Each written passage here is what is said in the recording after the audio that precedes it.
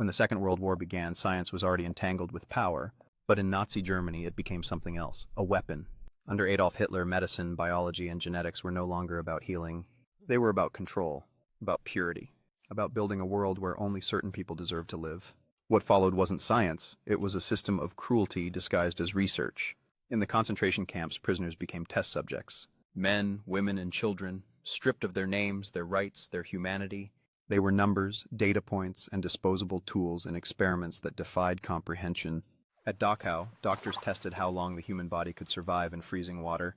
Victims were submerged in tanks of ice, their vital signs measured as they slowly died. Others were locked in pressure chambers, crushed by altitude experiments meant for Luftwaffe pilots.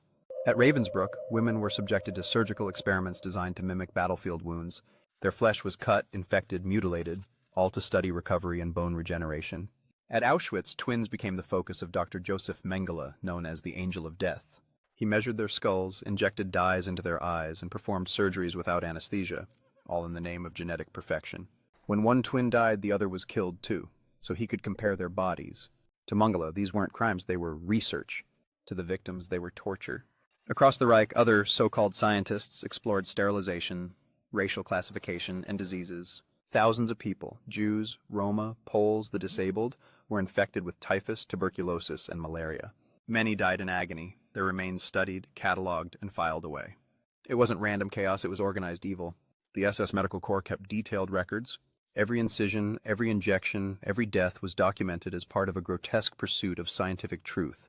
And while the world would later condemn these acts, many of the doctors believed they were serving their country, advancing medicine, helping soldiers, strengthening the race. That's the most terrifying part. They didn't think they were monsters. They thought they were scientists. When the war ended, the truth was revealed. Thousands of files, photos, and testimonies exposed the extent of the horror. The Nuremberg doctors' trial in 1947 held 23 of them accountable. 7 were executed, others were imprisoned. But the legacy was complicated.